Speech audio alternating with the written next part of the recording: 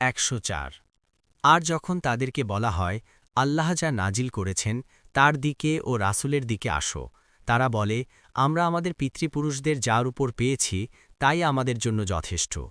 যদিও তাদের পিতৃপুরুষরা কিছুই জানত না এবং হিদায়তপ্রাপ্তা ছিল না, তবুও 105 হে মুমিনগণ, তোমাদের উপর তোমাদের নিজদের দায়িত্ব।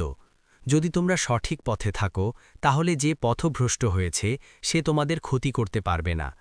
আল্লাহর দিকেই তোমাদের সকলের প্রত্যাবর্তন, তখন তিনি তোমরা যা আমল করতে তা তোমাদের জানিয়ে দেবেন।